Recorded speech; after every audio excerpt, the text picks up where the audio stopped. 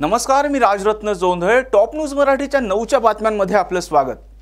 24 तास नाही तर फक्त एका तासात आपण देशभरातील दिवसभराच्या महत्त्वाच्या राजकीय, सामाजिक, क्राईम आणि मनोरंजनासह इतर घडामोडींचा वेगवान आढावा घेणार आहोत. Manikchand Oxyrich, proudly Indian. बुलेटिनची सुरुवात करूया शॉर्ट न्यूजनं. मराठा आरक्षण उपसमितीची आज मुख्यमंत्र्यांच्या उपस्थितीत नागपुरात होणार बैठक. अवकाळी पावसातील नुकसानीवर विधानसभेत चर्चा. आज मुख्यमंत्र्यांकडून शेतकऱ्यांना मदतीची घोषणा होण्याची शक्यता. सगळे मोठे प्रकल्प एकाच व्यक्तीला कसे मिळतात? राज ठाकरेंचा राज्य सरकारला सवाल. महाराष्ट्र दिल्लीचं पाय पुसणं झालं असून महाराष्ट्रातील सर्व निर्णय दिल्लीत घेतले जातात. संजय राऊत यांची शिंदे सरकारवर टीका. ड्रग्ज प्रकरणात फक्त ललित पाटीलला अटक करून फायदा नाही, तर ललित पाटील याच्या संपर्कात आलेल्या सगळ्यांना अटक करावी. आमदार रवींद्र धंगेकर यांची मागणी. सरकारनं पोकळ आश्वासन न देता 60,000 शिक्षकांची पदे भरावीत. आमदार रोहित पवार यांची सरकारकडे मागणी. पुण्यातील 19 वर्षीय तरुणाची NIA कडून चौकशी. तरुण पुलगेटच्या अरिहंत महाविद्यालयाचा आहे विद्यार्थी. सरसकट आरक्षण देण्याचा कुठलाही कायदा नाही. जलसंपदा मंत्री गिरीश महाजन यांचं आरक्षणाबाबत मोठं वक्तव्य. मराठा आरक्षणाबाबत मुख्यमंत्री प्रामाणिकपणा दाखवत मराठा समाजाला आरक्षण देतील, अन्यथा त्यांनी खोटं बोलल्यास आम्हाला त्यांची चिठ्ठी उघड करावी लागेल. जरांगे पाटील यांचा मुख्यमंत्र्यांना इशारा. हिवाळी अधिवेशनाचा आजपासून शेवटचा आठवडा. मराठा आरक्षणासह अनेक महत्त्वाच्या विषयांवर चर्चा होणार का, याकडे राज्यातील जनतेचं लक्ष.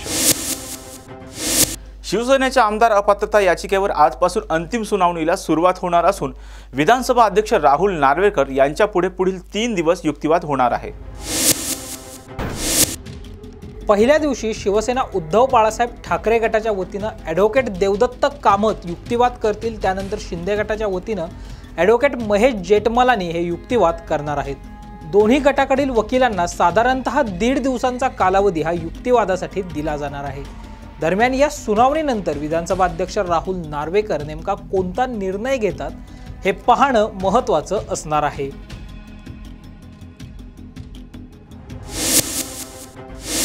पिंपरी चिंचवड शहराला पाणी पुरवठा करणाऱ्या पवना धरणात 82% पाणीसाठा असून हा साठा पिंपरी चिंचवड शहराला जून 2024 पर्यंत पुरणार आहे. दरम्यान पाणी पुरवठा पुरेसा असला तरी नागरिकांनी पाण्याचा वापर जपून करावा असं आवाहन महापालिकेच्या वतीनं करण्यात आलंय.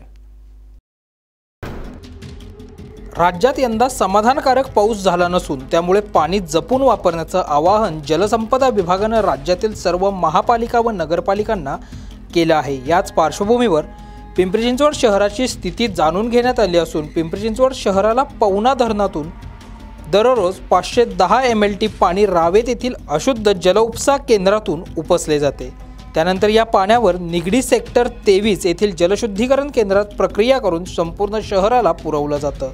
सध्या पवना धरणात 82% पाणीसाठा असून हा पाणीसाठा शहराला जून महिन्याच्या अखेरपर्यंत पुरेल इतका आहे. त्यामुळे जून अखेरपर्यंत पिंपरी चिंचवडकरांना पिण्याच्या पाण्याची चिंता नसल्यानं दिलासा मिळाला आहे. पुण्यातून 19 वर्षीय तरुणाला NIAनं ताब्यात घेतलं असून हा विद्यार्थी पुलगेटच्या अरिहंत महाविद्यालयाचा विद्यार्थी आहे. याचा आढावा घेतलाय आमचे प्रतिनिधी संकेत देशपांडे यांनी. पुण्यातून एक मोठी बातमी समोर आली आहे. राष्ट्रीय तपास यंत्रणा अर्थात NIA कडून 19 वर्षीय तरुणाला जी आहे ती ताब्यात घेतल्याची माहिती मिळते. साफवान शेख असं या तरुणाचं नाव आहे. 19 वर्षीय या साफवान शेखकडून मोबाईल आणि अन्य इलेक्ट्रॉनिक वस्तू ज्या आहेत त्या देखील जप्त करण्यात आलेल्या आहेत. NIA कडून मागच्या काही दिवसांपासून धाडसत्र संपूर्ण महाराष्ट्रामध्ये सुरू आहे. देशभरातून मोठ्या प्रमाणावर NIA कारवाई करताना आपल्याला पाहायला मिळते. देशभरातून 2,500 जणांना NIAने ताब्यात घेतल्याची माहिती देखील मिळते. अमरावतीमध्ये काल मध्यरात्री धाड पडली. त्यानंतर पुण्यामध्ये देखील 19 वर्षीय तरुणाला जे आहे साफवान शेख या तरुणाला जे आहे ते NIAने ताब्यात घेतल्याची माहिती मिळते. ISISच्या एका टेलिग्राम ग्रुपमध्ये तो सहभागी होता अशी माहिती मिळते। एकंदरीतच आता साफवानकडून नेमकी कोणती माहिती NIAला मिळते, त्याचा नेमका काय प्लॅन पुढचा होता, हे सगळं पाहणं महत्त्वाचं आहे। याबाबत आता NIAच्या चौकशीतून कोणतं मोठं निष्पन्न होतं हे पाहणंही महत्त्वाचं असणार आहे। अजय उभेसह संकेत देशपांडे, टॉप न्यूज मराठी, पुणे। विद्येचं माहेरघर असणाऱ्या पुण्यात एक धक्कादायक प्रकार उघडीस आला असून कन्सल्टन्सीच्या नावाखाली जादूटोणा करत असलेल्या वृषाली ढोले शिरसाट या महिलेचा अंधश्रद्धा निर्मूलन समितीचे कार्यकर्ते, पोलीस आणि पीडित व्यक्तीनं स्टिंग ऑपरेशन करत पर्दाफाश केलाय। नैराश्य दूर करून स्पर्धा परीक्षेत यश मिळवून देण्यासाठी युवकाला औषधोपचार घेण्यापासून रोखून त्याला गंडे दोरे बांधून राख खायला दिली, त्यानंतर पाय धुतलेलं पाणी प्यायला दिलं। तरुणाला मृत्यूची भीती दाखवत 1.5 लाख रुपयाची फसवणूक करून त्याला जीवे मारण्याची धमकी दिल्याचं समोर आलंय। महाराष्ट्र अंधश्रद्धा निर्मूलन समितीचे विशाल विमल यांनी हे स्टिंग ऑपरेशन करत हा प्रकार उघडीस आणलाय।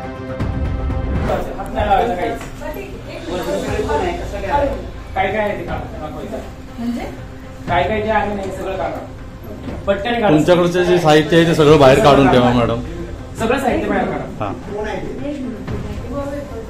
सर 2 मिनिटं या। कोण आहे? रवी। हे बसलेलींची नाव, बसलेलींची नाव लिहून।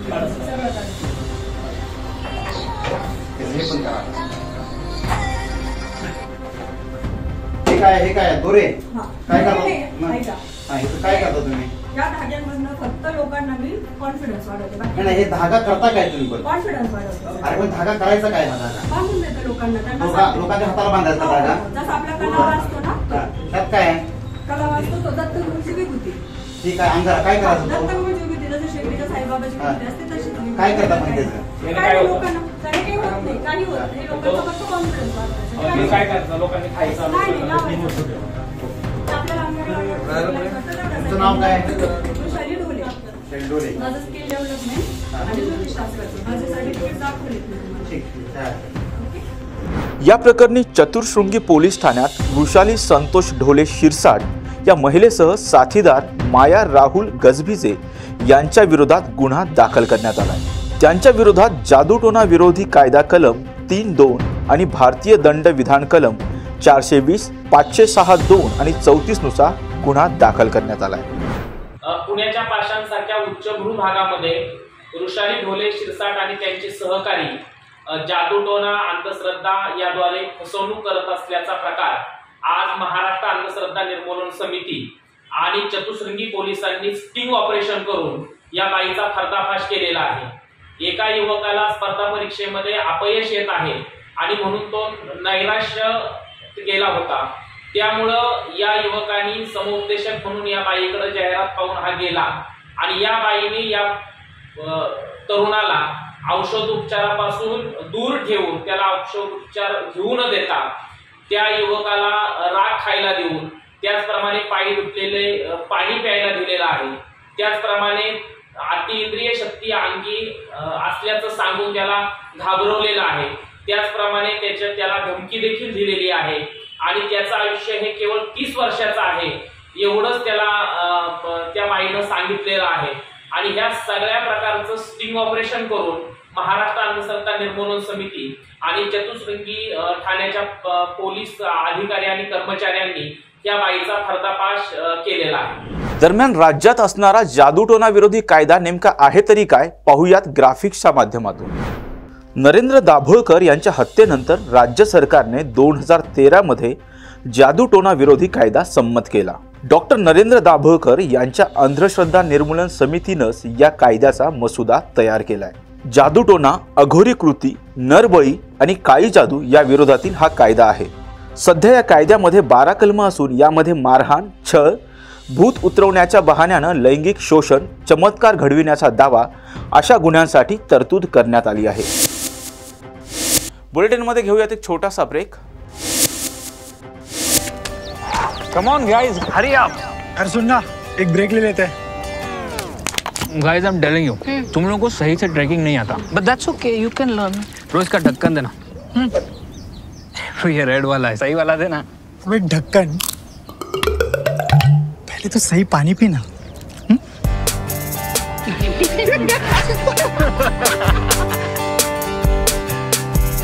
Manikchand Oxyrich, proudly Indian. ब्रेकनंतर आपल्या सर्वांचं पुन्हा एकदा स्वागत.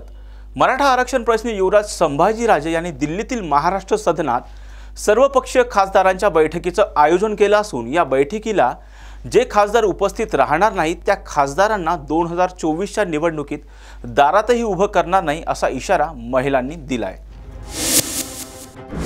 सर्वपक्षीय खासदारांनी बैठकीत उपस्थित राहावे, नाहीतर याचे परिणाम वाईट होतील. मराठा आरक्षणावर संभाजीराजे अहोरात्र परिश्रम घेत आहेत. 2007 पासून ते मराठा आरक्षणासाठी झटत आहेत. मराठा आरक्षण अंतिम टप्प्यात असताना देखील आज 18 डिसेंबर 2023 रोजी बसवलेल्या बैठकीत जो खासदार उपस्थित राहणार नाही त्याला आम्ही मराठा समाज 2024 रोजी दारात देखील उभा करणार नाही. एक मराठा कोटी मराठा, एक मराठा कोटी मराठा, एक मराठा कोटी मराठा. 21 तारखेनंतर राज्यातील हवामानात मोठा बदल होण्याचा अंदाज हवामान विभागाने व्यक्त केलाय. कमोरिन एरियावर सध्या वाऱ्याची चक्रीय स्थिती आहे. त्यामुळे आग्नेय दिशेकडून येणारे वारे राज्याच्या दक्षिण मध्य भागात येत आहेत व ते आर्द्रता घेऊन येत आहेत. त्यामुळे राज्यामध्ये पुढील 48 तासात वेळोवेळी आकाश अंशतः ढगाळ राहण्याची शक्यता आहे. पुढील 72 तासात पहाटे किंवा सकाळी तुरळक ठिकाणी धुके पडण्याची शक्यता आहे. दिवसा वेळोवेळी ढगाळ वातावरणामुळे कमाल तापमानात देखील घट होण्याची शक्यता आहे. त्याचबरोबर मध्य भारतामधून ईशान्येकडून येणारे वारे राज्याच्या उत्तर मध्य भागात येत आहेत. त्यामुळे पुढील 72 तासात किमान तापमानात 2 ते 3 डिग्री सेंटीग्रेडने घट होण्याची शक्यता आहे. 21 तारखेनंतर वाऱ्याची दिशा बदलल्यामुळे किमान तापमानात वाढ होण्याची शक्यता आहे. एकंदरीत राज्यामध्ये हवामान कोरडे राहण्याची शक्यता आहे. पुणे व आसपासच्या परिसरात आज व उद्या आकाश मुख्यतः निरभ्र राहण्याची शक्यता आहे, परंतु वेळोवेळी आकाश अंशतः ढगाळ देखील राहण्याची शक्यता आहे. पहाटे किंवा सकाळी धुके पडण्याची शक्यता आहे. पुढील 72 तासात किमान तापमानात 2 ते 3 डिग्री सेंटीग्रेडने घट होण्याची शक्यता आहे. 21 तारखेपासून मात्र वाऱ्याची दिशा बदलल्यामुळे किमान तापमानात वाढ होण्याची शक्यता आहे. निवृत्त न्यायमूर्ती संदीप शिंदे समितीने आज मराठा आरक्षणासंदर्भातला अहवाल राज्य सरकारला सादर केलाय. त्यानंतर मुख्यमंत्री एकनाथ शिंदे यांनी नेमकी काय माहिती दिली आहे पाहूयात. शिफारशीनुसार मराठा कुणबी मराठा जातीचे जात प्रमाणपत्र देण्याची कार्यपद्धतीचा अवलंब करावा. न्यायमूर्ती दिलीप भोसले निवृत्त, माननीय न्यायमूर्ती मारुती गायकवाड, माननीय न्यायमूर्ती संदीप शिंदे यांचे सल्लागार मंडळ स्थापन करून सल्लागार मंडळाच्या अध्यक्षपदी माननीय न्यायमूर्ती दिलीप भोसले यांच्या नेमणुकीस मान्यता देण्यात आली. सदर सल्लागार मंडळ माननीय सर्वोच्च न्यायालय व उच्च न्यायालय व इतर न्यायालयीन प्रलंबित असलेल्या प्रकरणात मराठा आरक्षणासंदर्भामध्ये शासनास कायदेशीर मार्गदर्शनपर सल्ला देईल. मराठा समाजाचे सामाजिक व शैक्षणिक मागासलेपण तपासणी करण्यासाठी राज्य मागासवर्ग आयोगाला नव्याने एम्पिरिकल डेटा गोळा करण्याबाबत कळवण्यात आले आहे. सामान्य प्रशासन विभागाच्या 27/10/23 रोजीच्या शासन निर्णयान्वये माननीय न्यायमूर्ती श्री शिंदे समितीस 24/12/23 पर्यंत मुदतवाढ देण्यात आली आहे. तसेच सामान्य प्रशासन विभागाच्या 3/11/23 रोजीच्या शासन निर्णयान्वये सदर समितीची व्याप्ती संपूर्ण महाराष्ट्राकरिता वाढवण्यात आलेली आहे. सर, समितीचा आज हा दुसरा अहवाल माननीय जस्टिस न्यायमूर्ती संदीप शिंदे सर सादर करणार आहेत. मी त्यांना विनंती करतो की माननीय मुख्यमंत्री महोदयांना आणि दोन्ही उपमुख्यमंत्री महोदयांना अहवाल सादर करावा. धन्यवाद.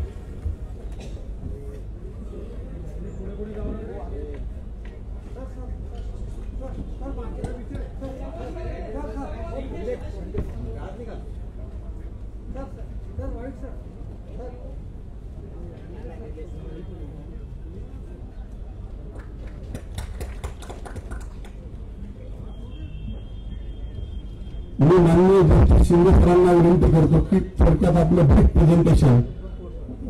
अच्छा, ओके सर, थँक्यू. 7 वाजता.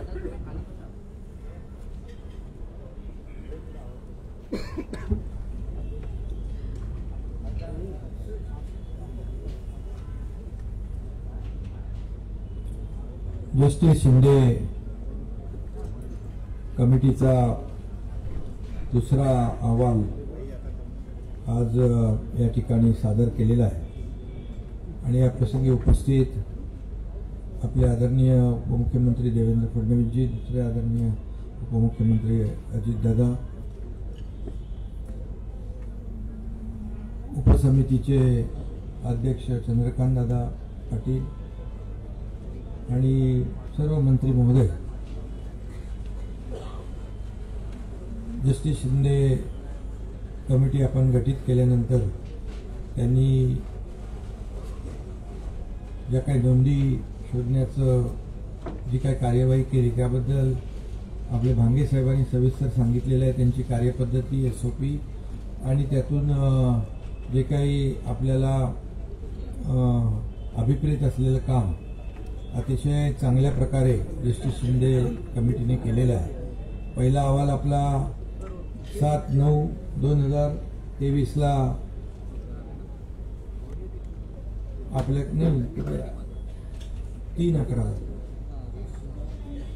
3/11/23 रोजी पहिला आपल्याला अहवाल दिला आणि आज दुसरा अहवाल त्यांनी सादर केलेला आहे.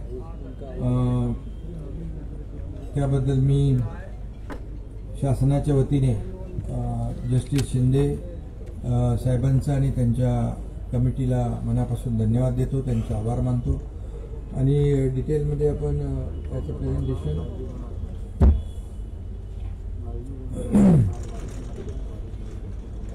आपण घेतल्यानंतर पुढची जी काही कार्यवाही आहे ती आपण करूया. पण आज आपण गेले जबाबदारी दिल्यानंतर जे काही जस्टिस शिंदे आणि त्यांच्या कमिटीने सर्व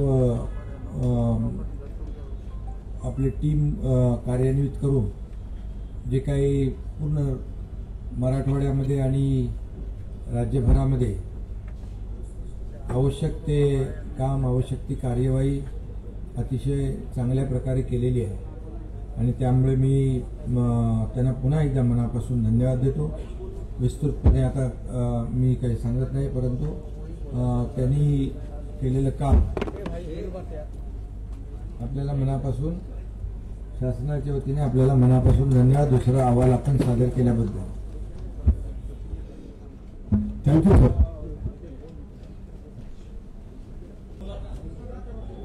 सर, मागच्या महिन्यात नोव्हेंबर 27 आणि 28 दरम्यान अवेळी पाऊस झालेला आहे. राज्यभर जवळपास 32 जिल्ह्यांमध्ये फार मोठ्या प्रमाणावरती नुकसान झालेले आहे. राज्यामध्ये 8 लाख हेक्टरमध्ये नुकसान झालेले आहे. त्यापैकी सर आज राज्य शासनाच्या वतीने आपण नुकसान भरपाईची सर्वप्रथम सुरुवात करतो आहे. त्यापैकी सर नागपूर जिल्ह्यापैकी नवगाव आणि पाचशिवणी या दोन्ही तालुक्यामधल्या काही शेतकऱ्यांना आपण निमंत्रित केलेलं आहे. त्यांना चेक देण्याची कार्यक्रम आपण आयोजित केलेला आहे. सर्वप्रथम सर मी एक नाव घेतो शेतकऱ्यांची. सर गोविंद गोपाल भांगरे, त्यांची भाताची शेती आहे सर, धानाची शेती आहे. जवळपास 80 गुंठा नुकसान झालेलं आहे. 21,600ची चेक मी माननीय मुख्यमंत्री आणि दोन्ही उपमुख्यमंत्री, जी सर 27 नोव्हेंबरची सर, 27 नोव्हेंबर आणि 28 नोव्हेंबरला राज्याने झालेली त्यापैकी 5 जी सर, 1 महिना पण नाही झालेलं सर.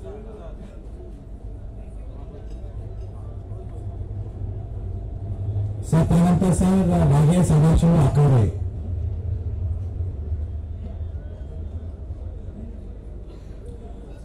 $18,900ची चेक आहे. त्यानंतर सर सूर्यकांत विठोबा भांगरे,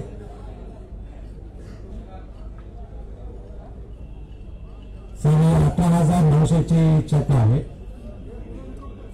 असं 2 पट जुने रेटपैकी 2 पट आहे.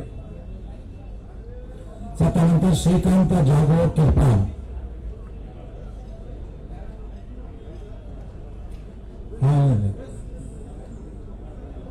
सर 21,600 रुपयाची चेक आहे.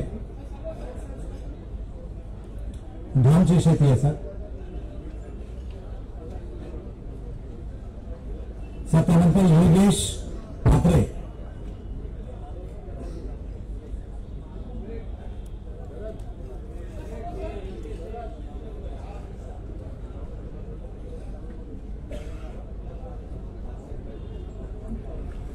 सर अंकित मनोहर चामट 6,800 त्यांची 50 गुंठाची नुकसान झालेली आहे. त्यानंतर धर्मपाल नागोजी तेलंगराव त्यांची 20,520 रुपये आहे. 76 गुंठामध्ये नुकसान झालेली भाताची शेती आहे सर. त्यानंतर सर शरद किर्पान 10,800 रक्कम आहे. सर श्रीनिवास देवनेनी धानाची शेती 37,800 रुपयाची आहे. सर त्यापैकी त्यांची 3 एकर आहे, पण प्रत्यक्षात नुकसान झालेली 1 एकर 40 हातची. छपन सर 54,000ची आहे.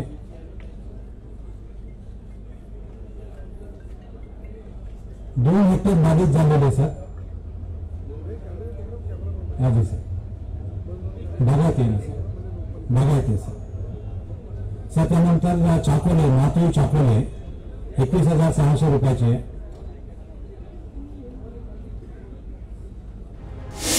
माजी मुख्यमंत्री उद्धव ठाकरे यांनी हिवाळी अधिवेशनात विदर्भाच्या मुद्द्यावर चर्चा करा अशी मागणी प्रसारमाध्यमांशी बोलताना व्यक्त केली आहे. माननीय विरोधी पक्षनेत्यांनी काही सूचना मांडल्या की कोणाकडनं त्याच्याकडे लक्ष द्यायला पाहिजे, हे दिलं जात होतं की नव्हतं. कारण गेल्या काही दिवसांमध्ये महिन्यांमध्ये असे स्फोट झालेले आहेत, तर त्याची तरी नीट चौकशी होईल आणि खबरदारी घेतली जाईल अशी मी अपेक्षा करतो. एकूणच आपण जो प्रश्न विचारताय तो महत्वाचा आहे की नागपूरमध्ये जेव्हा अधिवेशन घेतलं जातं तेव्हा राज्याबरोबर खास करून विदर्भाच्या प्रश्नांवरती चर्चा होण्याची गरज असते. पण अधिवेशनाची सुरुवातच SIT लावा, हे लावा, ते लावा अशी जेव्हा करण्यात आली तेव्हाच मनामध्ये पाल चुकचुकली होती, शंकेची पाल चुकचुकली की यांना हे अधिवेशन भरकटायचंय.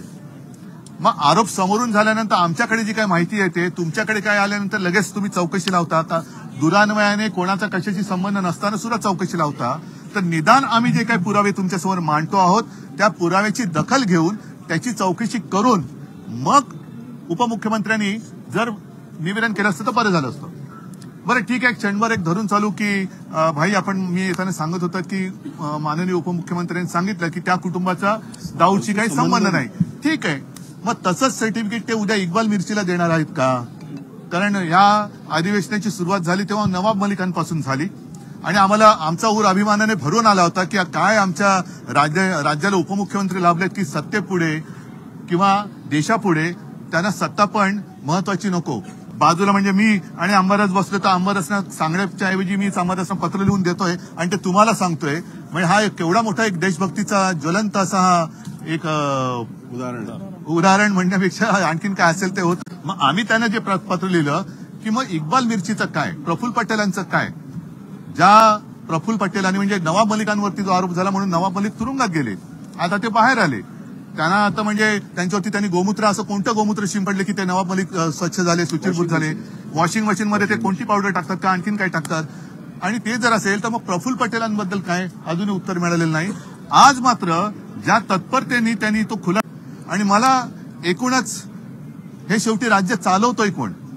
आम्ही जेव्हा सत्तेवरती होतो तेव्हा आमच्यावरती आरोप केले जात होते. मग आज तेच तुमच्या मांडी लावून बसल्यानंतर आम्हाला सुद्धा अधिकार आहे की आम्ही जर शेण खाल्लं असेल तर तुम्ही सुद्धा तेच खाताय. मग खरं कोण आणि खोटं कोण होऊन जाऊ द्या ना. मग चर्चा करण्यापेक्षा आणि एका निवेदनात हा विषय संपवण्याचा किंवा दडपून टाकण्याचा प्रयत्न करण्याच्या ऐवजी जर कर नाही त्याला डर कशाला, लावा SIT लावा आणि बोलवा. मंत्री ते असतील ना, आमच्याकडे काय पुरावे आहेत, आम्हाला उलटा आनंद होईल की आमचे मंत्री ज्या लग्नाला गेले होते ते देशद्रोहाच्या संबंधित लग्न नव्हतं हे आम्हाला कळतं, आम्हाला सुद्धा आनंद होईल. आम्ही असे काय नाही होत की काही असेल तर त्याला शिक्षा करा, तुम्ही सिद्ध तर करा. मग जी माहिती आता माननीय विरोधी पक्षनेते आणि माननीय भाई जगताप यांनी मांडली की त्या लग्नाला IBचे अधिकारी होते आणि पोलीस अधिकाऱ्यांवरती कारवाई झाली, तर मंत्री होते की नव्हते तुम्ही नीट तपासणी तर करा. तुम्ही म्हणजे आधीच तपासणी पूर्वीच तुम्ही निकाल घेऊनच आलात, याला काय अर्थ आहे? राज्याचं अधिवेशन शेतकऱ्यांपेक्षा दाऊदच्या नावाने जास्त चर्चित राहिलंय, कारण त्यांना मिरची लागली पहिल्याच दिवशी.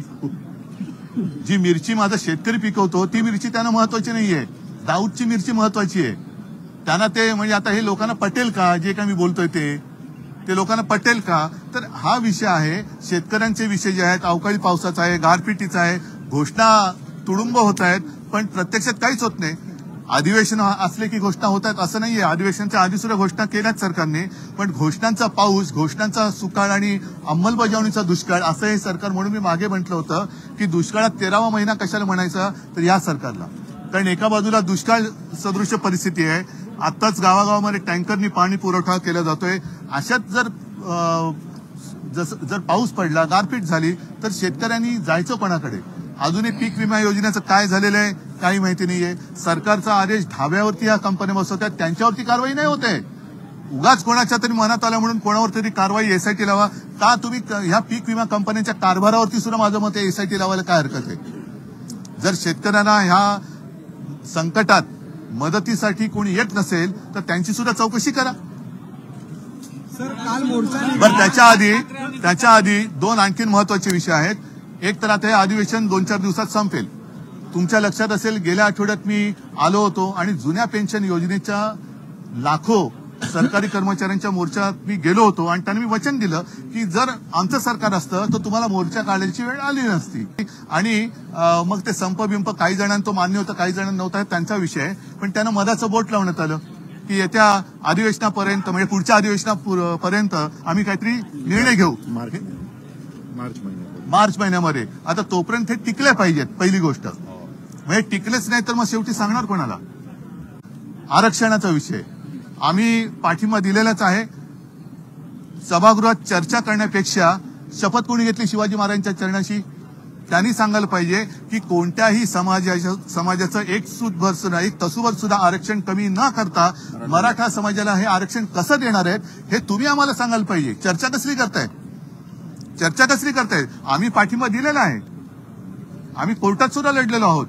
पण कोणत्याही इतर समाजाच्या आरक्षणाला धक्का न लावता तुम्ही मार्ग काढला असाल, कारण तुम्ही महाराजांची शपथ घेतलेली आहे, तर तुम्ही आम्हाला मार्ग सांगा, आम्ही तुम्हाला पाठिंबा देतो आहोत. चल, मी आज जाहीर सांगतो, कोणत्याही समाजाच्या आरक्षणाला धक्का न लावता हे सरकार मराठा समाजाला आरक्षण ज्या क्षणी देईल त्या क्षणाच्या आधीच मी त्यांना पाठिंबा देतोय. याच्या पुढे मी काय बोलू? उद्धवजी, धारावी संदर्भात आपण भव्य मोर्चा काढला आज. राज ठाकरेंनी बघा, एकतर गोष्ट अशी आहे की मला आता कळायला लागलेत अदानीचे चमचे कोण कोण आहेत. अदानीचे म्हणजे मी प्रश्न आम्ही अदानीला विचारला, चमचे का वाचतायत? बरं, आंदोलनात गेल्यानंतर विषय काय हे विचारून जे बोलतात त्यांच्या अर्धवट माहितीवरनं त्यांनी एक तर प्रश्न विचारू नये. आणि विमानाला कुठेही टोल लागत नाही, त्याच्यामुळे हाही विषय तिकडे येत नाही. तर अर्धवट माहितीनुसार प्रश्न कोणी विचारू नयेत. एक तर त्या शालीचं वजन पेलतंय की नाही हे त्यांनी बघायला पाहिजे. आणि अर्धवट माहितीनुसार विचारलेल्या प्रश्नाला मी उत्तरं देत नाही. ही संपूर्ण जी काय माहिती आहे ती त्या वेळेला आहे. मी प्रश्न आजही सांगतोय, धारावीकरांच्या न्याय हक्कासाठी आम्ही रस्त्यावरती उतरलो. कोणत्याही परिस्थितीत आम्हाला धारावीचा विकास पाहिजे. पण माझ्या काळात, म्हणजे आपल्या महाविकास आघाडीच्या काळामध्ये आपण थोडंसं एक द्विधा मनस्थितीत होतो की याचं टेंडर काढावं की सरकारकडनं हा प्रकल्प राबवावा. आमचा निर्णय जवळपास होत होता की या सरकारच्या माध्यमातून प्रकल्प राबवावा. आणि ते लक्षात आल्यानंतर म्हणून आमचं सरकार पाडलं का असा माझा जो काही प्रश्न आहे तो मी परवाच्या मोर्चात विचारलाय.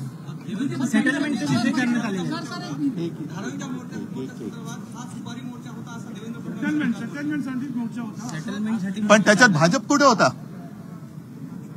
भाजप नव्हता तर सेटलमेंट होणार कशी? मोर्चा आम्ही काढला होता.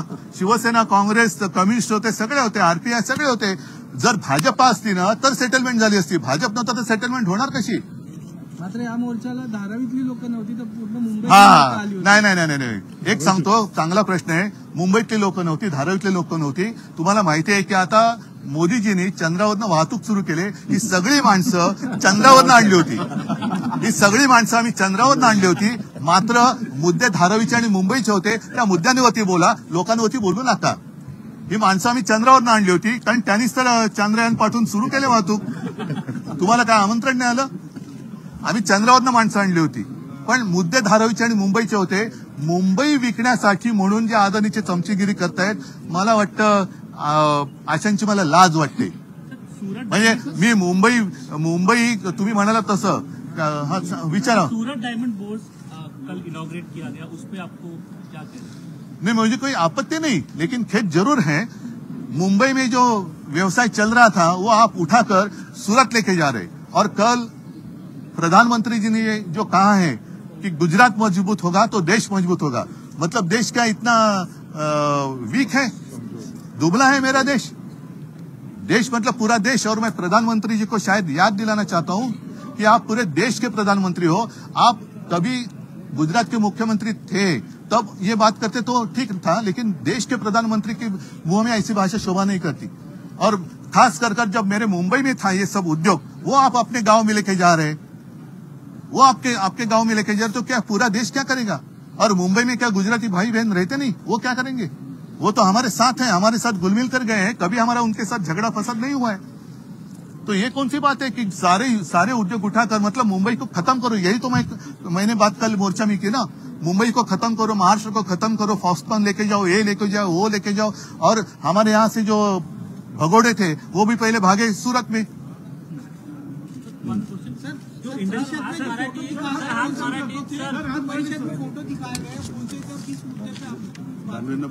मुझे लगता है दानवे साहब ने पूरा खुलासा किया है। डायमंड जे आहेत ते गुजरातला चाललेले आहेत, कुठेतरी मराठी ते नाही चाललेले आहेत, त्यांना दमदाटा करून नेतात असं माझ्या कानावर आलं। आणि ह्याच गोष्टीवरती आमचा आक्षेप आहे। मुंबईमध्ये जे उद्योग आहेत, मुंबईमध्ये जे उद्योग होते किंवा आहेत, हे तुम्ही तुमच्या गावात नेता आहात, मग तुम्ही देशाचे पंतप्रधान आहात का गुजरातचे पंतप्रधान आहात?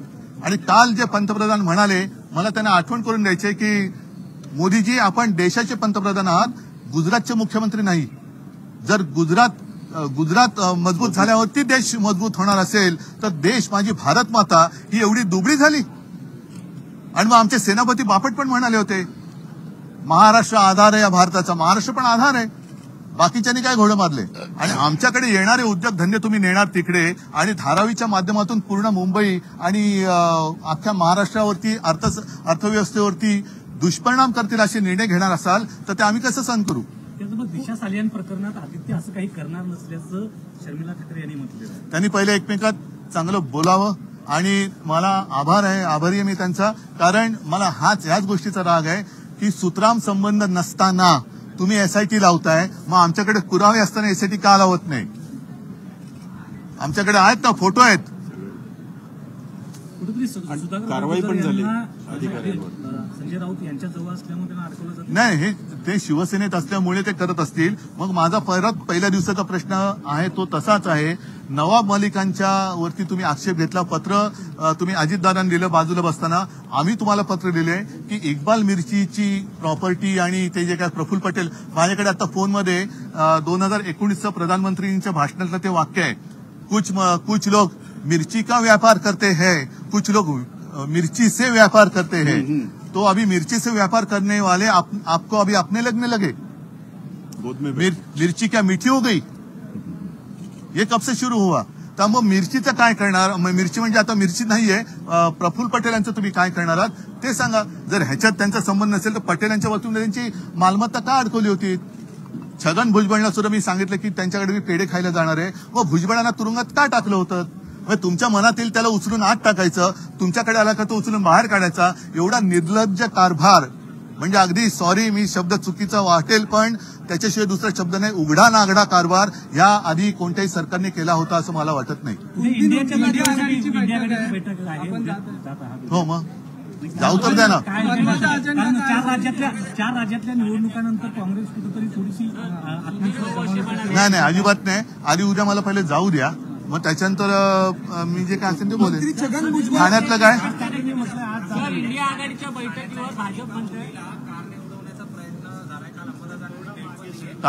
नाही, थोडी माहिती चुकीची तुमच्याकडे थोडीशी माहिती चुकीची आहे, थोडीशी माहिती आहे ती मी बरोबर करतो। कारने उडवण्याचा प्रयत्न न झाला, कारने तिला उडवलं आणि त्याच्याबद्दल चिरडलं, त्याच्याबद्दल काल अंबादास दानवे गेले म्हणून त्यांना अटक झाली। पण अजूनही बेदरकार गाडी चालवणं आणि जाणून बुजून उडवणं यातला कलमातला फरक हा पोलिसांना कळतो। त्यांनी ती कलम लावलेत अशी माझी तरी माहिती नाही। म्हणजे आज अटक करून उद्या ते त्यांना सोडतील, कारण यांचे वडील कोण आहेत, कोणाच्या जवळ आहेत, हे कोणाच्या शहराध्यक्ष आहेत, हे सगळं म्हणजे एका बाजूला तुम्ही एसआयटी लावताय आणि एका बाजूला तुम्ही मुक्तरान देताय। अगदी महिलेला जसं मध्य प्रदेशमध्ये लाडली बहिणा, मग ही जी बहिणा आहे ती लाडली नाहीये का? मग इकडे वेगळा नाही का? उद्धवजी, सुधीर भाऊ म्हणाले इंडिया आघाडीच्या जेवढ्या बैठका होतील तेवढा आमचा विजय होईल. 3 बैठका झाल्या. कोण सुधीर भाऊ? सुधीर मुनगंटीवार. कारण बरेच भावखाऊ खूप झालेत. ठीक आहे. मंत्री छगन भुजबळ मी मगाशी बोललो, अर्धवट माहितीनुसार कोणी प्रश्न विचारू नये, कारण एक तर विमानतळाच्या पद्धतीमध्ये कुठे विमानांना टोल लावलाय की नाही त्यांनी बघावं, ढगांवरती आपले कार्यकर्ते बसवावे. पण जरांगे पाटलांच्या इकडे जाऊन विषय काय आहे हे समजून न घेता तुम्ही भेटताय आणि प्रश्न विचारताय. अशा माहितीवरती त्यांना माहिती आहे, ती पूर्ण रेकॉर्डवरती आहे.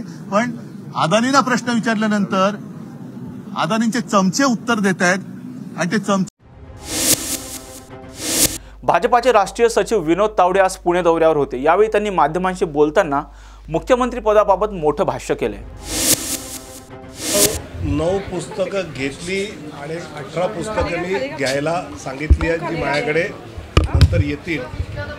पुस्तकाला इतका मोठा प्रतिसाद पाहताना खरंच मनापासून चांगलं वाटतं. आणि माझं आजही मत आहे की वाचनामध्ये, वाचन करण्यामध्ये आपला महाराष्ट्र तर नक्कीच पुढे आहे. आणि त्यामुळे आपल्याकडे थिएटर म्हणजे नाटकं ही चांगली चालतात. आपल्याकडे साहित्य कलेला एक वेगळं स्थान आहे. ते आज इथे या पुस्तकाच्या ठिकाणी आल्यानंतर अजून प्रकर्षाने जाणवलं. तुम्ही शिक्षण मंत्री असताना बेलारगाव उभं केलं होतं, आज थोडं ते दुर्लक्षित आहे. अजिबात दुर्लक्षित नाही. तुम्ही तिथल्या कोणालाही विचारा, मी आत्ता तुम्हाला फोन लावून देतो. त्या गावाशी माझा दर महिन्यात संपर्क असतो. दर महिन्यात काय करोना काळात नव्हतं, पण त्यानंतर फुल स्पीडने सगळे उपक्रम सुरू झाले. महाराष्ट्रात आणखीन काही अशी गावं उभा करण्याचा प्रयत्न आहे? आता सरकारने ठरवण्याचा मुद्दा. तुमच्याकडे संधी आली तर तुम्ही करणार का परत बिलार सारखं गाव उभं करणार का? तुमच्याकडे संधी आली तुम्ही जाहीर इच्छा प्रकट केलेली आहे, लपून राहिलेलं नाही. तुम्ही का आले? स्वाभाविक आहे. तुम्ही आता एवढी 4-5 राज्य जिंकून दिलेली आहेत बीजेपीला, त्याच्यामुळे तुमचा हक्क बनतो ना. आता पुढचा मुख्यमंत्री मराठा असावा, सगळे निकष तुम्ही पार करतात. 2024ला तावडे मुख्यमंत्री पदावर दिसतील का आम्हाला? मुळात 4-5 राज्य मी जिंकून दिली या भ्रमात मी तरी नाही. माननीय मोदीजी असतील, माननीय नड्डाजी असतील, अमितभाई आणि सगळ्यात अमितभाईंनी सांगितलं असं, खालचा जो आमचा कार्यकर्ता आहे त्याने जे काम केलं त्यातून हा विजय आहे. हा काही माझ्यासारखा कुठेतरी 3ऱ्या-4थ्या स्तरावर काम करणाऱ्या कार्यकर्त्याचा काही विजय नाही. मला असं वाटतं की मी खूप वेळा वारंवार स्पष्ट केलेलं आहे की ओनली राष्ट्र, नो महाराष्ट्र. कारण मी तिथे खूप शिकतो आहे, चांगलं काम करतो आहे. आणि तुम्हा सगळ्यांना अभिमान वाटला पाहिजे की आपला एक मराठी माणूस या राज्यामध्ये इतकं चांगलं काम करतो आहे. आणि त्यामुळे अशा मराठी माणसाला पाठिंबा द्याल, समर्थन कराल आणि त्याचा आत्मविश्वास वाढवाल अशी अपेक्षा करतो. मुद्दा तोच आहे. कारण विरोधक म्हणतात की तावडे यांच्या विधानावर गांभीर्याने विचार करा, कारण भाजप कधीही विनोदजींना पुढे करू शकतं. आम्हालाही वाटतं सर तसं. तुम्हाला वाटतं? मला वाटतं आता ज्या निवडणुकांमध्ये चेहरे आले आहेत ते फर्स्ट टायमर, 2 वेळाचे वगैरे अशा आम्ही 4-4, 5-5 वेळाचे आमदारांना तर काही स्कोप दिसत नाही मला. नाही, मग तुम्ही म्हणता की आता मुख्यमंत्र्यांच्या भ्रमात कोण आहे? राज्य कोणी जिंकून दिली, मग त्या भ्रमात कोण आहे? नाही, मी भ्रमात नाहीये. मग हाय कोण? मग प्रश्न विचारणार. तुम्ही असं बोलताना म्हणाले की पंकजा मुंडेंना, म्हणजे पत्रकारांनी ज्यावेळेस प्रश्न विचारला त्यावेळेस पंकजा मुंडे मुख्यमंत्री होतील का असं विचारलं होतं. त्यावेळेस तुम्ही देखील असं म्हणला की माझ्याबद्दल असं का विचारत नाही, म्हणूनच तो प्रश्न आहे की तुम्ही मुख्यमंत्री होणार का? तुम्ही विचारला, मी सांगितलं ओनली राष्ट्र, नो महाराष्ट्र. तुम्ही आणि पंकजाताई सोबतच केंद्रात गेलात, तुम्ही खूप पुढे निघून गेलात. ताई कुठंतरी इथंच राहिलेत असं नाही दिसत. म्हणजे खरं तरी एमपीची जबाबदारी होती त्यांच्याकडे, पण ते फिरले दिसले नाही कुठं. तुम्ही काय सल्ला द्याल? तुमचे सहकारी आहेत पंकजाताई महाराष्ट्रात सुद्धा तितक्याच सक्रिय आहेत आणि सहप्रभारी म्हणून मध्य प्रदेशात तेवढ्याच सक्रिय आहेत. त्यामुळे स्वाभाविकपणे त्या दोन्ही ठिकाणी सक्रिय आहेत. मी माझ्यासाठी ठरवलं आहे की मी आता केंद्रीय स्तरावर जास्त काम करेन आणि ते मी करतो. सर तुम्ही असंही म्हणाला की मध्य प्रदेशच्या बाबतीत 3 वेळा मुख्यमंत्री होते, तरी त्यांना बाजूला का केलं? त्याचं रिझन काय? मला असं वाटतं की मी जर पक्षाचा काम करतो तर 4 वर्ष 4 टर्म नगरसेवक झालो की 2 टर्म आमदार व्हायचं, मग खासदार व्हायचं, मग मंत्री व्हायचं. पक्षाचं काम करायचं, जे पक्ष सांगेल ते काम करायचं. तोच पॅटर्न महाराष्ट्रात येणार का? तो पॅटर्न महाराष्ट्र मी ठरवत नाही ना. कारण राजस्थानचे तुम्ही सीएम बदलले, एमपीचे बदलले, इतर ठिकाणचे बदलले, महाराष्ट्रात का नाही बदलवत? निवडणुका तर येऊ द्या, काही काय एवढी नाही होणार. 2024ची निवडणूक जवळ आहे. काँग्रेसने एक नवीन योजना सुरू केली आहे. कार्यकर्ते घरोघरी जाऊन पक्षासाठी निधी गोळा करणार आहेत. काँग्रेसच्या तिजोरीत खडखड असल्याचं बोललं जात आहे. 2024 साठी रणनीती आखायला सुरुवात केली आहे. त्या छत्तीसगडच्या साऊकडे पाहिल्यानंतर खडखड असं वाटत नाही काँग्रेसकडे. सर तुम्ही असंही म्हणलं की उद्धव ठाकरे आमच्यासोबत नाही म्हणून अजित पवारांना आम्ही सोबत घेतलेला आहे, पण ऑलरेडी शिवसेना तुमच्यासोबत आहे, एकनाथ शिंदे तुमच्यासोबत आहे, तरीसुद्धा अजित पवारांना सोबत घ्यावंसं का वाटतं? मला असं वाटतं की जे अजितदादांचा NCP आल्यानंतर स्थैर्य या सरकारला मिळालं आहे ते नक्कीच महाराष्ट्राच्या प्रगतीसाठी खूप उपयोगी आहे. पण शिवसेना तुमच्यासोबत नाही आहे का? म्हणजे तुम्ही म्हणताना असं म्हणलं की उद्धव ठाकरे यायला हवेत, भविष्यात येतील असं भविष्यात उद्धव ठाकरेंची गरज आहे थोडक्यात. भविष्यात जर आले उद्धव ठाकरे पाहिजे परत विचार नाही होणार. उद्धव ठाकरे परत आले अशा प्रकारे एकदा गद्दारी केल्यानंतर मला नाही वाटत भारतीय जनता पार्टी असं काही एबीव्हीपीचं काम केलंय. मराठा आरक्षणाच्या वेळी तुम्ही स्वतः काम केलं, सगळा अभ्यास तुम्ही जवळून केला. राज्याचं ओबीसी वर्सेस मराठा हा वाद पेटवण्याचं काम चालू आहे. भुजबळ सभा घेत आहेत, जरांगी सभा घेत आहेत. कसं बघता यावरती पर्याय म्हणून तुम्हाला काय वाटतं? ते मला वाटतं की एकनाथ शिंदे असतील, देवेंद्रजी असतील, अजितदादा असतील यांनी ओबीसी आरक्षणात धक्का न लागता मराठा समाजाला आरक्षण कसं देता येईल याचं चांगलं वर्किंग ते करतायत आणि येत्या काळात त्याचा रिझल्ट दिसेल सुद्धा. जरांगीची मागणी योग्य वाटते का? थेट ओबीसीतनंच पाहिजे हवे. या सगळ्या गोष्टींचा अभ्यास करून हे सरकार योग्य निर्णय घेईल ज्यात सर्वांचं समाधान होईल. सर तुम्ही तर काँग्रेसच्या योजनेवर बोलत होतात, परंतु प्रश्न अर्धाच राहिला की काँग्रेस जे करते 24 साठी घरोघरी निधी जो गोळा केला जाणार आहे, काँग्रेसच्या तिजोरीत खडखड आहे असं बोललं जाते. सर 24 साठी जी तयारी रणनीती आहे ती इथून सुरू केली म्हणजे काँग्रेसचा कार्यकर्ता घरोघरी जातो. ते साऊच्या घरातल्या नोटा पाहिल्यानंतर खडखड मला वाटत नाही. नाही काँग्रेसची तीच अडचण झाली. नेते मोठे झाले, पक्ष आणखीन खाली गेला. म्हणजे भाजपच्या व्हाईस वर्सा जर विचार केला, भाजप पक्ष मोठं होतं, नेते बदलले जातात वारंवार, पण काँग्रेसमध्ये परिवारवादामुळं हे झालंय असं वाटतं. अनेक कारण, एक कारण नाही, बरीच कारण. सर तुम्ही केरळात काम करताय, हिंदी हार्टलैंड में किस तरह से फर्क आपको नजर आ रहा है? क्योंकि इंडिया आघाड़ी कोशिश कर रही है सबको साथ लाने में वर्सेस साउथ के कुछ नेता बिल्कुल आपके लिए जो जुमलेबाजी करते हैं, एक तरह से नीति बनाते हैं साउथ वर्सेस नॉर्थ, ऐसा कि हिंदी हार्टलैंड का ये होता है. क्या बदलाव देख रहे हैं आप पूरा? मुझे लगता है कोई बदलाव नहीं. हिंदी बेल्ट में जो भाजपा को समर्थन था वो आज भी है और दक्षिण में कर्नाटक में जो हम लोकसभा जीते थे, तेलंगाना जीते थे, वो दोबारा अच्छी तरह से जीत पाएंगे. सर 2024 साठी इंडिया आघाडीची जी बैठका होत आहेत, उद्या देखील दिल्लीत बैठक आहे. तुम्ही स्वतः देशभर फिरतायत, अनेक राज्यांना तुम्ही भेटी दिल्यात. एनडीए वर्सेस इंडिया असं काय चित्र काय दिसतं सर 24 मध्ये? तुमचा कॉन्फिडन्स काय सांगतो? इंडिया अलायन्स जो आहे हा मुळात होणारच नाही. आता पंजाबच्या मानने घोषित केलं की आम्ही काँग्रेसला जागा देणार नाही. ममता दिदीने बंगालला घोषित केलं आम्ही देणार नाही. करणार कुठे? त्यामुळे हा काही टिकत नाही. भाजप किती यंदा किती मग आकडा? चांगला आकडा. सर 2024ला भाजपचा मुख्यमंत्री होणार, राज्यामध्ये भाजपचा मुख्यमंत्री होणार. अति चांगलं चित्र आहे सर. 2024 भाजपचा मुख्यमंत्री होईल 2024ला राज्यात. लोकसभेचं प्लॅनिंग करून मग पुढे अभाविपीच्या पार्श्वभूमीतून आलेलं आहे, राज्यासह देशामध्ये नेतृत्व सांभाळेल. ते मला असं वाटतं की विद्यार्थी परिषद काम करत असताना आम्हाला एक वेगळ्या प्रकारचा अनुभव मिळतो. त्यामुळे आधी राजकारणात आलो तर एक थेट जो राजकारणात येतो आणि आम्ही परिषदेच्या बॅकग्राऊंडमधून येतो तर आमचा आधी त्यातलं म्हणजे आता जे NEPमध्ये आलं आहे ना की इंटर्नशिप आमची आधीच झालेली असते. म्हणजे शिकत असताना आम्ही इंटर्नशिप करत असतो, त्यामुळे आम्हाला यश लवकर मिळतं. त्यामुळे मला असं वाटतं की काही जण असे असतात की जे विद्यार्थी परिषद नव्हते तरी पण चांगलं काम करतात, अशी मोठी संख्या आहे. संजय राउत म्हणतात की नो गारंटी नतीजे आए हैं, आपका आकलन क्या कहता है? लोकसभा चुनाव में देश में स्पेशली महाराष्ट्र में किस तरह फायदा होगा बीजेपी को? जो नतीजे आए उसके अच्छा फायदा होगा, अच्छी सीटें बढ़ेगी. और उस दिन अमित भाई ने भी कहा है कि कितनी सीटें बढ़ेगी. बुलेटिन मध्ये घेऊयात एक छोटासा break. Come on guys, hurry up. अरे सुन ना, एक ब्रेक ले लेते हैं.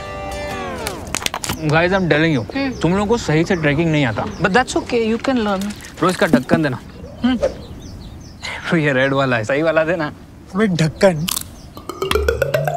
पहले तो सही पानी पीना.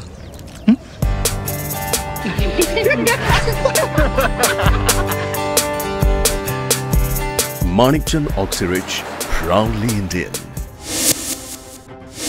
ब्रेकनंतर आपल्या सर्वांचं पुन्हा एकदा स्वागत. भाजप आमदार नितेश राणे यांनी माध्यमांशी संवाद साधलाय. पाहूयात नितेश राणे नेमकं काय म्हणालेत.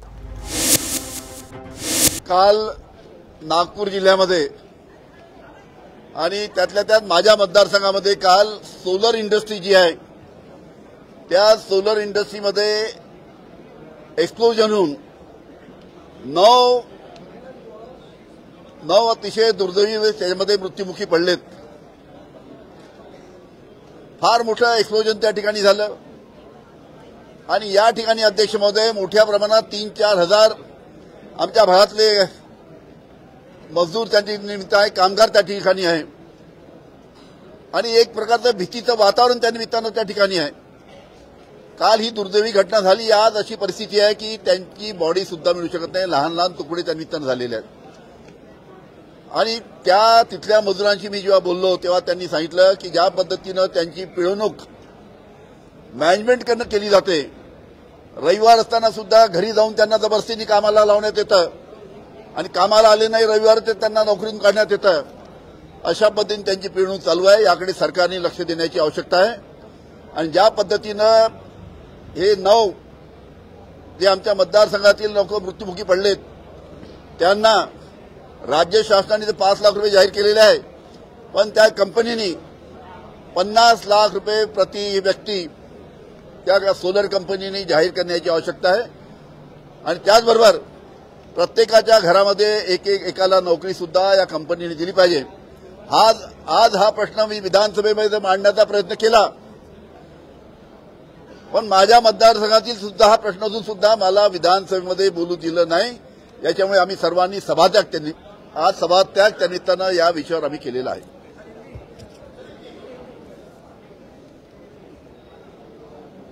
नागपुर डिस्ट्रिक्ट में जो सोलार इंडस्ट्री है जहां पे डिफेंस के लिए एक्सप्लोजिव तैयार होते हैं, वहां पे कल एक दुर्घटना हुई. 9 व्यक्ति मृत्युमुखी हो गए, उनकी जान गई और जिस हिसाब से मुआवजा उनको दिया गया है, राज्य शासन ने सिर्फ 5 लाख रुपए दिए और कंपनी जो सोलर कंपनी है, बहुत बड़ी कंपनी है, उन्होंने सिर्फ प्रति व्यक्ति 20 लाख रुपया देने का घोषणा कल की है. हमारी मांग है कि सोलर कंपनी ने हर एक आदमी को जो मृत्युमुखी गिरा है प्रति व्यक्ति 50 लाख रुपए कंपनी ने देना चाहिए और जिस हिसाब से वहां पे जो मजदूर है वहां पे इतवार को भी उनको जबरदस्ती काम में लगाया जाता है. इस प्रकार की काफी वहां पे मैनेजमेंट के खिलाफ में तकरार है. उसके बारे में भी राज्य शासन ने ध्यान देना चाहिए और ये सवाल जब मैंने विधानसभा में उठाने की कोशिश की तो हमको वहां पे बोलने नहीं दिया गया. अध्यक्ष साहब ने हमको परमिशन नहीं दी करके हमने इस विषय के ऊपर सभा त्याग किया है.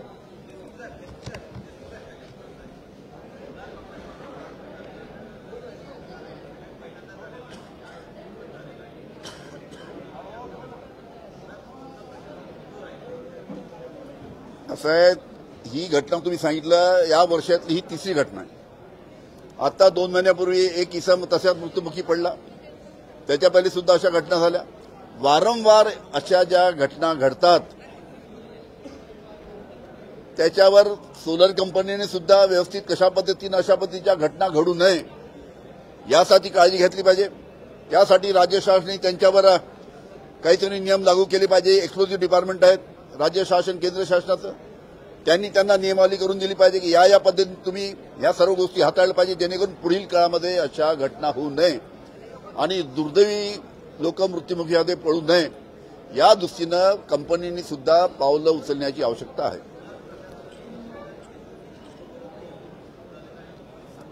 आता एक्सपर्ट्स त्या एक्सप्लोजिव्ह डिपार्टमेंटचे आलेले आहेत, ते संपूर्ण पाहणी करतील आणि आपला रिपोर्ट देतील. पण सोलर कंपनीमध्ये काम करणारे जे कामगार आहेत ते कामगार सोलर कंपनीच्या मॅनेजमेंटवर अतिशय नाराज आहे. त्यांची पिळवणूक त्या सोलर कंपनीमध्ये केली जाते अशी त्यांची तक्रार आहे. या बाबतीत मी काल अतिशय त्या ठिकाणी आक्रोश होता. त्या सर्व कामगारांना सांगितलं हे संपूर्ण प्रकरण थोडं 4-5 दिवस गेल्यानंतर मॅनेजमेंट आणि कामगार आणि जे जिल्हाधिकारी आहे बाकी अधिकारी आहेत त्यांच्याबरोबर आपली एक बैठक धरून जे आपले प्रश्न आहेत ते प्रश्न मॅनेजमेंट समोर मांडण्यासाठी एक बैठक त्या निमित्तानं आयोजित करण्यात येईल अशा पद्धतीचे सुद्धा मी काल आश्वासन कामगारांना दिलेलं आहे. त्या पद्धतीची बैठक लवकरात लवकर आयोजित करण्यात येईल.